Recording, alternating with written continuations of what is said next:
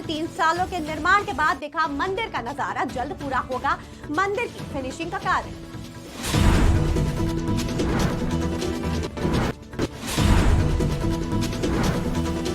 स्वयं सहायता समूह की महिलाओं ने लगाई प्रदर्शनी। डिप्टी सीएम केशव प्रसाद मौर्य ने किया अवलोकन। युवक से लाइनमैन ने चटवाई चप्पल। अभद्र भाषा का इस्तेमाल कर युवक साथ मारपीट। सीओ ने बताया मामले की हो रही है जांच। दिल्ली देहरादून हाईवे पर आग का गोला बनी कार। देहरादून से सहारनपुर आ रहे थे युवक। धुआं निकलने के बाद उठी लपटें। कार सवार सभी युवक बाल बाल बचे। सावन के महीने में श्रद्धा की पदयात्रा। मां को कांवड़ यात्रा पर लेकर कराई तीर्थ यात्रा। हरिद्वार से बुलंदशहर तक पूरी की यात्रा।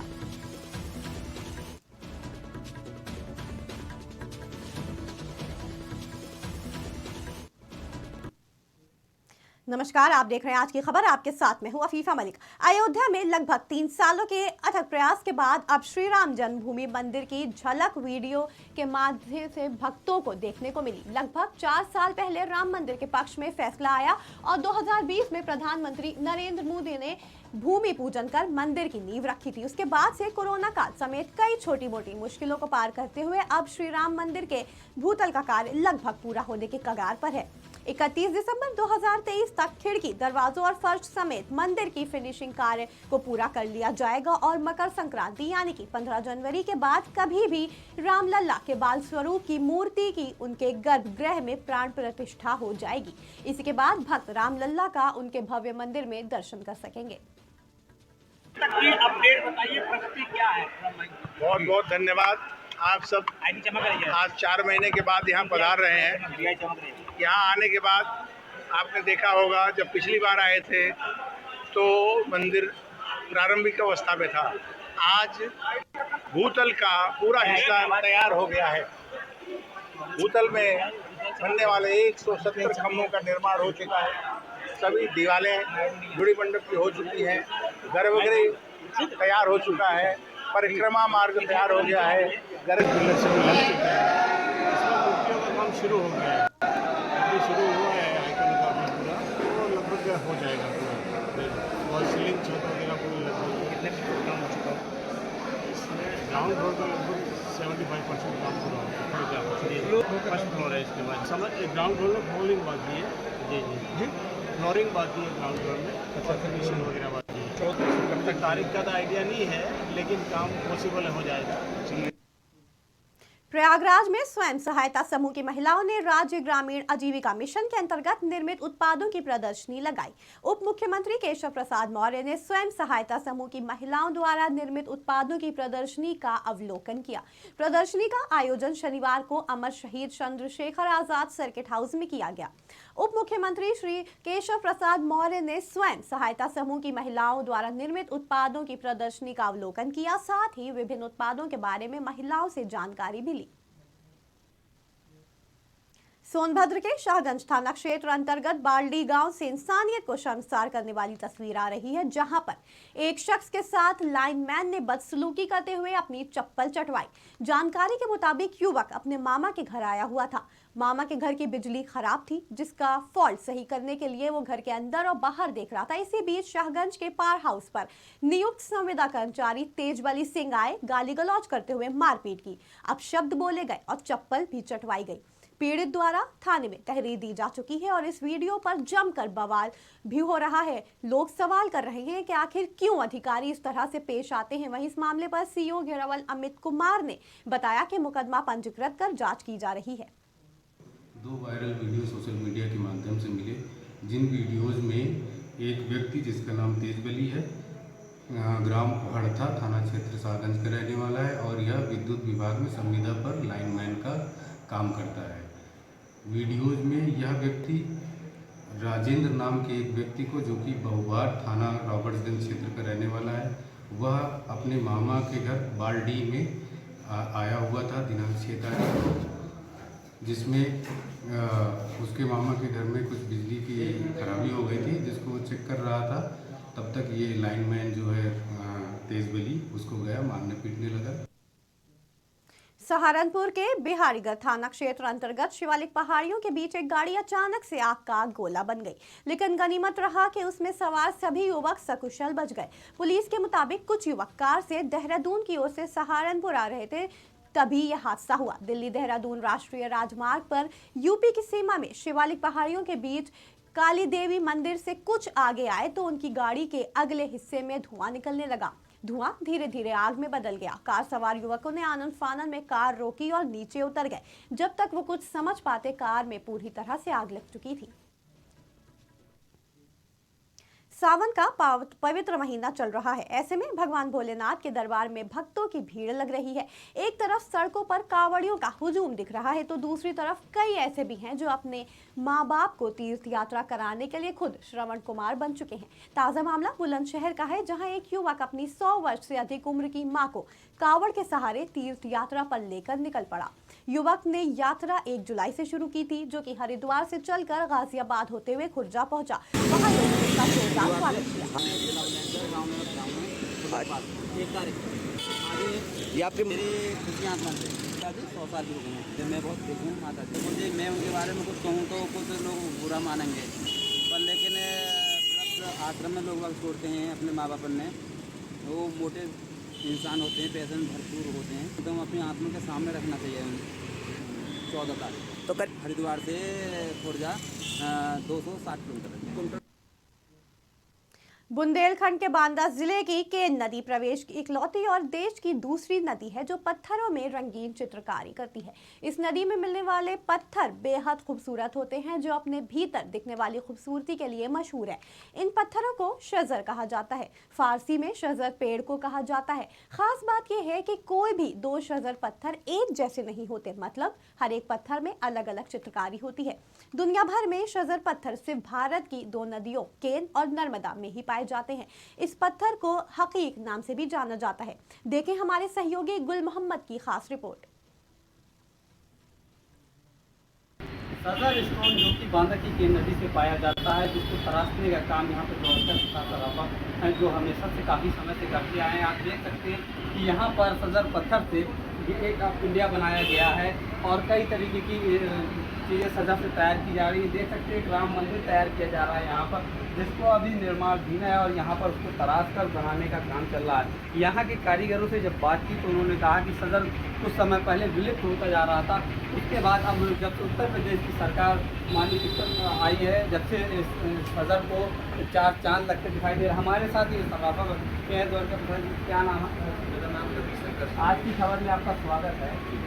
जिस तरीके से सजर को GI टैग मिला है, इस तरीके लगता है कितना बदलाव आएगा? बहुत बदलाव आएगा। वो वन डिस्ट्रिक्ट वन प्रोडक्ट के तहत हमारा जो सजर पत्थर था, सजर पत्थर में काफ़ी स्कोप में काफ़ी आगे बढ़ोतरी हुई है। लोग जो है देश विदेश में जाता तो था माल, लेकिन लोग कहते थे कि नहीं डुप्लीकेट है, डुप्लीकेट है।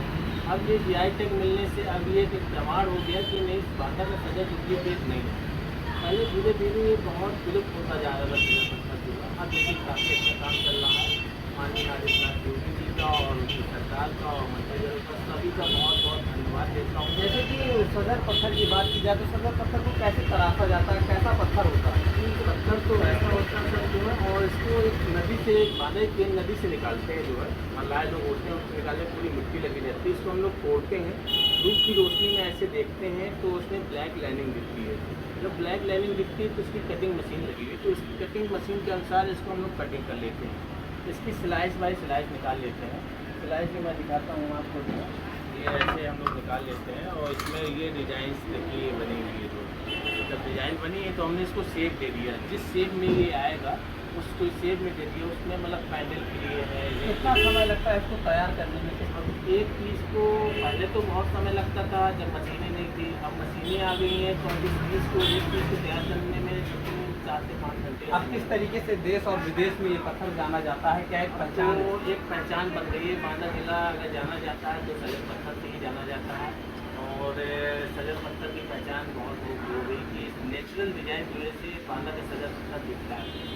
देखिए जैसे कि उन्होंने बताया कि सजर अब बांदा को एक विख्यात पहचान दे चुका है, बांदा को एक अलग नाम दे चुका है। देश और विदेश में भी सदर को अब बांदा के नाम से जाना जाता है और सदर पत्थर बांदा की केन नदी से पाया जाता है। आज की खबर के लिए गुल मोहम्मद। जब से माननीय आदित्यनाथ योगी जी ने एक स्कीम चलाई 1 डिस्ट्रिक्ट 1 प्रोडक्ट, उसके तहत जो है ये 1 डिस्ट्रिक्ट 1 प्रोडक्ट के तहत अपना जो सजर पत्थर बांदा डिस्ट्रिक्ट का सजर पत्थर लिया गया उसमें, और लेने के बाद इस पे जो है 4 चांद लग गए जो है। इस प्रोडक्ट को फिर जो है एग्जीबिशन में हमें जाने को मिलने लगा, देश विदेश में जो है जाने को मिलने लगा। भारत के अंदर बहुत सारी जो प्रदर्शनियाँ होती हैं उसमें सहभागिता मिलने लगी जो है। इससे हमारा जो व्यापार काफ़ी आगे बढ़ा और ODOP पे आ जाने से काफ़ी स्कोप बढ़ा है जो है, काफ़ी प्रचार प्रसार हुआ है, काफ़ी इसमें बेनिफिट अच्छा मिल रहा है। और अभी 27 जुलाई को जो है माननीय आदित्यनाथ योगी जी ने सजर पत्थर को और ऐसे ही 11 प्रोडक्ट को GI टैग दिया है जो है। कुख्यात अपराधी रहे विकास दुबे के चचेरे भतीजे नकुल दुबे ने रंगदारी न देने पर एक मां और बेटे को पीटकर घायल कर दिया। कानपुर के शिवली थाना क्षेत्र के बैरी सवाया गांव निवासी किसान धनंजय मिश्रा ने आरोप लगाया कि बिकरू निवासी नकुल दुबे ने उनसे 5,000 रुपए की रंगदारी मांगी थी। उन्होंने इनकार किया तो नकुल ने उन्हें मारने की धमकी दी।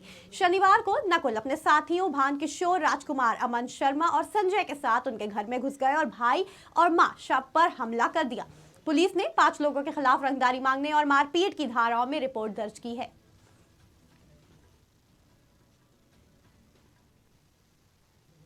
यूपी के प्रयागराज से आलोक मौर्य और ज्योति मौर्य का मामला अभी थमा भी नहीं था कि कानपुर देहात में भी ठीक वही मामला देखने को मिला, जिसमें शादी, नौकरी, बेवफाई और फिर धमकी देने वाले हालात देखने को मिले। पत्नी की लगन देखकर उससे पढ़ा लिखा कर काबिल बनाने का सपना देखा पति ने, तो वहीं अब वही पति दर दर की ठोकर खाने को मजबूर हो गया। पत्नी की पढ़ाई में लगे कर्ज की भरपाई पूरी कर रहा है।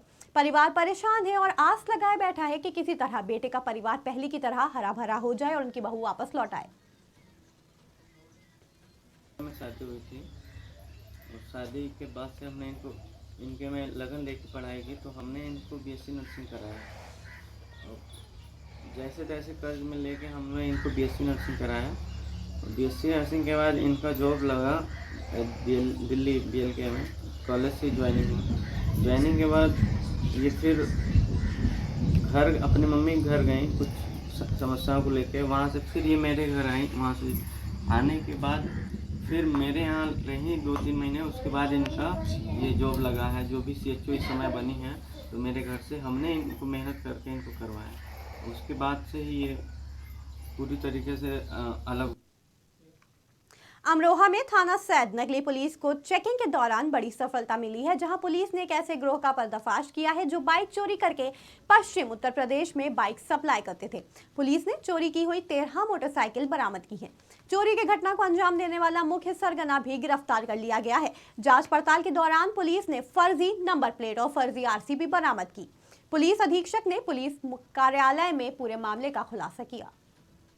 ये हसनपुर संभल रोड पे पुलिस द्वारा आज चेकिंग की जा रही थी, तो इस दौरान 3 लोग बाइक से सामने से आ रहे थे, उनको रोका गया। तो पूछताछ जब की गई तो पता चला कि इन तीनों व्यक्तियों के पास ये चोरी की मोटरसाइकिलें थी।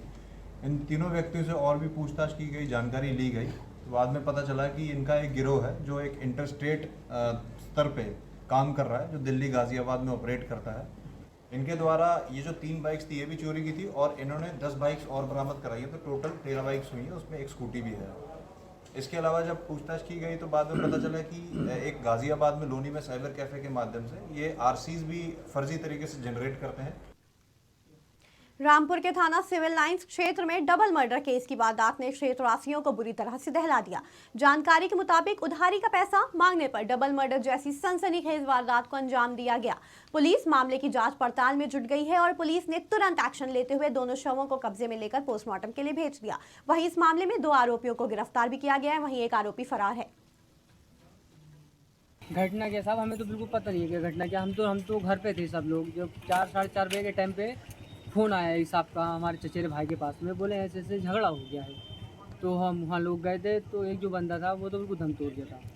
तो हमारे ताऊ की साथ चल रही थी, तो हम यहाँ हॉस्पिटल लाए थे। पहले हॉस्पिटल लाने के बाद में यहाँ से नापास कर दिया था, बोले मुरादाबाद ले जाओ। तो मुरादाबाद लेके गए थे, तो मुरादाबाद में जाकर उन्होंने दम तोड़ दिया। और यही पता है, ये पता नहीं चल रहा कि मानने वाला कौन है, क्या है, क्या दिन है, यही पता नहीं चल। ये थाना सिविल लाइन पर आज अफरोज ने आकर सूचना दी कि उसके पिता कल्लू और उसके पिता के दोस्त मुर्तजा का पैसा मजदूरी का उधार था सद्दाम, इरफान और सतवीर पर। और इस उधारी को लेने के लिए ये बात हुई थी सद्दाम, इरफान और सतवीर से कि आप लोग कुर्सी नदी का पुल है, हाईवे के पुल के नीचे आप आ जाएं।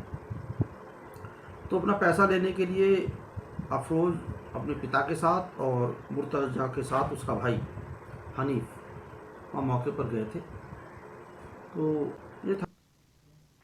उत्तर प्रदेश की राजधानी लखनऊ में मुख्यमंत्री हेल्पलाइन 1076 पर फोन करके लखनऊ के हजरतगंज रेलवे स्टेशन को बम से उड़ाने की धमकी देने वाले आरोपी को पुलिस ने गिरफ्तार कर लिया। आरोपी युवक ने 112 नंबर पर भी फोन करके बम विस्फोट की जानकारी दी थी। इस मामले पर फौरन एक्शन मोड में आते हुए पुलिस ने जांच पड़ताल शुरू कर दी और पाया कि मामला पूरी तरह से फर्जी और बेबुनियाद था। साथ ही युवक की तलाश भी शुरू कर दी गई। वहीं आज बांदा पुलिस ने युवक को गिरफ्तार कर जेल भेज दिया।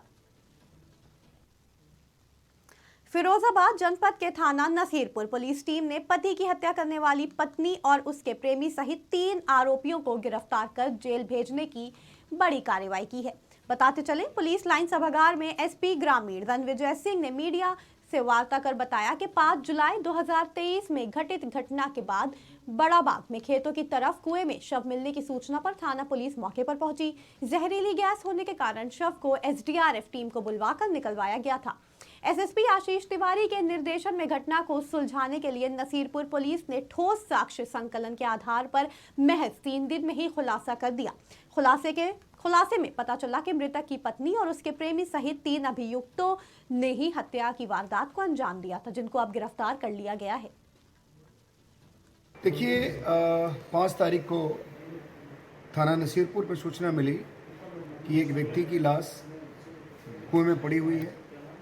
इस सूचना पर तत्काल एसएचओ और सीओ मौके पर गए और वो कुआं काफ़ी गहरा था और उसके बारे में बताया जा रहा था कि ये इसमें जो संभवतः गैस, जहरीला गैस हो सकता है।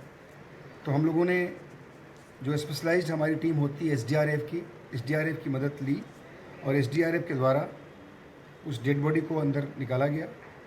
पहले वहाँ पर बताया जा रहा था कि आत्महत्या का केस हो सकता है, लेकिन वहाँ पर जब डेड बॉडी बाहर आई और कुछ ऐसे एविडेंस हम लोगों को देखने को मिले जिससे ऐसा लग रहा था कि इनकी हत्या की गई है। उसके बाद हम लोगों ने बहुत सारे एंगल से इस पे काम करना शुरू किया। सीओ सिरसागंज और एसओ नसीरपुर की टीम ने लगातार इस पे काम किया अपनी टीम के साथ। हमीरपुर के बिब्यार थाना क्षेत्र के उमरी गांव में युवक का शव नीम के पेड़ पर मिलने से चारों तरफ सनसनी फैल गई। मामले का पता चलते ही ग्रामीणों ने फौरन स्थानीय पुलिस को घटना की सूचना दी। वहीं मौके पर पहुंची पुलिस ने मामले की जांच पड़ताल शुरू कर दी है। जानकारी के मुताबिक युवक का शव नीम के पेड़ पर लटकता हुआ मिला। वहीं इस हादसे से घर वालों में कोहराम मच गया। उत्तर प्रदेश की खबरों में फिलहाल इतना ही। जुड़े रहें आज की खबर के साथ ताजा तरीन खबरों के लिए।